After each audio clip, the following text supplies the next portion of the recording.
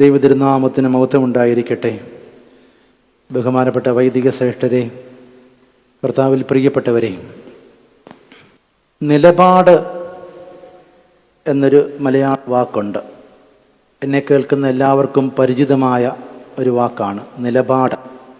ഈ വാക്ക് കേൾക്കുമ്പോൾ രാഷ്ട്രീയ മേഖലയിൽ മാത്രമാണോ, അല്ലെങ്കിൽ സാമുദായിക മതമേഖലയിൽ മാത്രമാണോ നിലപാടെന്ന വാക്ക് എന്ന് സംശയമുണ്ടാകാം. ഞാൻ പറയുന്നത് ജീവിതത്തിൻ്റെ എല്ലാ മേഖലകളിലും നിലപാട് ഉള്ളവരാണ് നമ്മളെല്ലാവരും. ഇംഗ്ലീഷിൽ സ്റ്റാൻഡ് എന്നോ പൊസിഷൻ എന്നോ ഒക്കെ നമുക്ക് തർജ്ജമ ചെയ്യാം.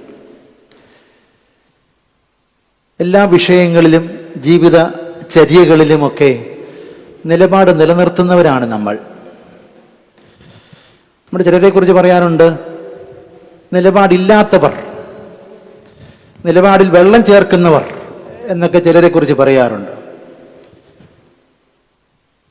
ഇന്ന് ഒരു നയം നിലപാട് പറയും, നാളെ അത് മാറ്റി പറയും. ഒരു വ്യക്തതയില്ല, ഒരു സുദൃഢതയില്ല. ഇത് മാറി മറിഞ്ഞുകൊണ്ടിരിക്കുന്ന നിലപാടെന്ന് പറയും. എന്നാൽ ഇന്ന് വിശുദ്ധ കന്യകമറിയാമിൻ്റെ വചനിപ്പ് പെരുന്നാൾ ദിവസം ആത്മീയ ജീവിതത്തിലെ ഏറ്റവും ശ്രേഷ്ഠമായൊരു നിലപാടിനെക്കുറിച്ചാണ് ഞാൻ സംസാരിക്കാൻ പോകുന്നത്. നമ്മുടെ ആത്മീയ ജീവിതത്തിൽ, സഭാജീവിതത്തിൽ, ആധ്യാത്മിക ജീവിത പരിസരത്തിൽ നിലപാടുള്ളവരായിരിക്കണം നമ്മൾ. അങ്ങനെ വ്യക്തവും സുതാര്യവുമായൊരു നിലപാട് ഉയർത്തിപ്പിടിച്ച ഒരു മഹിളാ രത്നമായിരുന്നു വിശുദ്ധ കന്യകമറിയാം അമ്മ. നിർമ്മല മാണിക്യമായിരുന്നു വിശുദ്ധ ദൈവമാതാവ്. ഇന്ന് മാർച്ച് 25 മാതാവിനോടുള്ള വചനിപ്പിൻ്റെ ദിവസം ഗബ്രിയേൽ മാലാഖ മറിയാമിൻ്റെ അടുക്കൽ വന്ന് യേശുവിന് ജനനവാർത്ത അറിയിക്കുന്നതാണ് എല്ലാവർക്കും പരിചിതമായ വേദഭാഗം. വിശുദ്ധ ലൂക്കോസ് എഴുതിയ സുവിശേഷം 1-ാം അധ്യായം 26 മുതൽ 38 വരെയുള്ള വാക്യങ്ങൾ. മാലാഖ വന്ന് പറയുന്നത്, നീ ഒരു മകനെ പ്രസവിക്കും, പുത്രനെ പ്രസവിക്കും, അവന് യേശു എന്ന് പേരിടണം. എന്നിട്ട് കുറേ വർണ്ണനകൾ പറയുന്നുണ്ട്. അപ്പോൾ മറിയാം ചോദിക്കുന്നു, ഇതെങ്ങനെയാണ് സംഭവിക്കുന്നത്? അതിന് മറുപടി മാലാഖ പറയുന്നുണ്ട്, പരിശുദ്ധാത്മാവാണ് പ്രവർത്തിക്കുന്നത്. അപ്പോൾ മറിയാം ഒരു നിലപാട് ഉയർത്തിപ്പിടിച്ച് പറയുന്നതാണ് ശ്രദ്ധേയം. ഇതാ ഞാൻ കർത്താവിൻ്റെ ദാസി, നിന്റെ വാക്കുപോലെ എനിക്ക് ഭവിക്കട്ടെ. തൻ്റെ ജീവിതത്തിൻ്റെ ഉടനീളം നമ്മൾ വിശുദ്ധ വേദപുസ്തകത്തിൽ എവിടെയെല്ലാം വിശുദ്ധ മറിയാമിനെ കുറിച്ച് വായിക്കുന്നുവോ, ധ്യാനിക്കുന്നുവോ, പഠിക്കുന്നുവോ, അവിടെയെല്ലാം ഈ നിലപാട് സുതാര്യമായി വ്യക്തമായി ഉയർത്തിപ്പിടിച്ച അമ്മയായിരുന്നു വിശുദ്ധ കന്യകമറിയാം അമ്മ.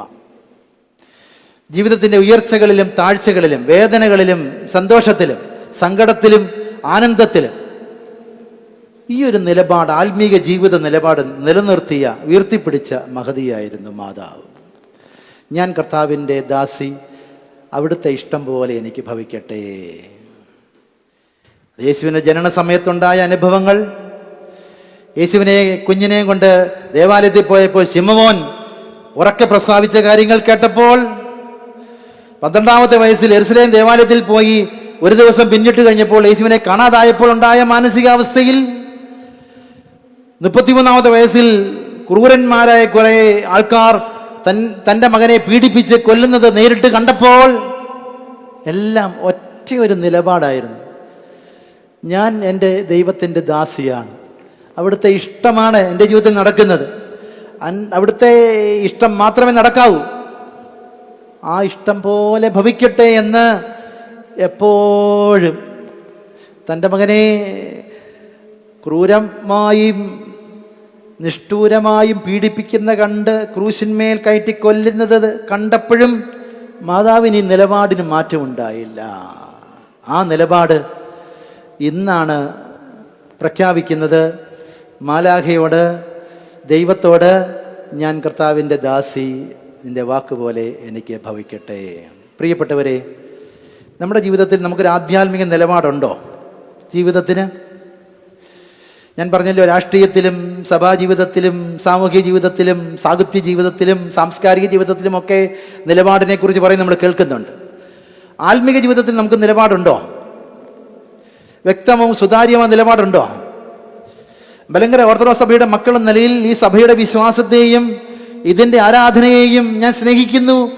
ആ സ്നേഹം വെറുതെ വാക്കുകൊണ്ടല്ല, പ്രവൃത്തിയിലൂടെ ഞാൻ രേഖപ്പെടുത്തുമെന്ന നിലപാട് നമുക്കുണ്ടോ? ജീവിതത്തിൽ ഉയർച്ചകളും താഴ്ചകളും ഉണ്ടാകുമ്പോൾ, ദുഃഖവും സന്തോഷവും ഉണ്ടാകുമ്പോൾ, വേദനയും ആനന്ദവും ഉണ്ടാകുമ്പോൾ, ആത്മവിശ്വാസവും നമുക്ക് ഭയം ഉണ്ടാകുമ്പോൾ നമുക്കൊരു നിലപാട് ഉയർത്തിപ്പിടിക്കാനുണ്ടല്ലോ. ഞാൻ എൻ്റെ ദൈവത്തിൻ്റെ ദാസനാണ്, ദാസിയാണ്, അവിടുത്തെ ഇഷ്ടമാണ് ജീവിതത്തിൽ നടക്കുന്നത്, അതുപോലെ സംഭവിക്കട്ടെ എന്ന് ആ നിലപാട് ഉയർത്തിപ്പിടിക്കാൻ നമുക്ക് ബാധ്യതയുണ്ട്. വിശുദ്ധ മറിയാം ഇന്ന് പഠിപ്പിക്കുന്നത് അതാണ് നമ്മളോട്. ജീവിതത്തിൽ, പ്രത്യേകിച്ച് ആധ്യാത്മിക ജീവിതത്തിൽ, ഈ വലിയ നോമ്പിൻ്റെ അനുഗ്രഹീതമായ ദിനങ്ങളിലൂടെ കടന്നു പോകുമ്പോൾ ഞാൻ നോമ്പ് നോക്കും, നിലപാടാണ്. ഉപവസിക്കും, നിലപാടാണ്. കുമ്പിട്ട് നമസ്കരിക്കും, നിലപാടാണ്. കണ്ണുനീരൊഴുക്കി നിലവിളിക്കും, നിലപാടാണ്.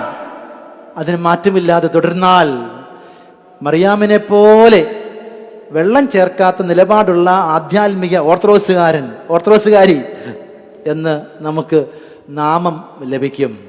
പരിശുദ്ധ മാതാവ് ജീവിതത്തിലുടനീളം നിലനിർത്തിയ ആ നിലപാട് നമുക്കും ഉയർത്തിപ്പിടിക്കാം. ഞാൻ കർത്താവിൻ്റെ ദാസൻ, ദാസി, അവിടുത്തെ ഇഷ്ടം പോലെ എനിക്ക് ഭവിക്കട്ടെ. ദൈവം നമ്മെ അനുഗ്രഹിക്കട്ടെ.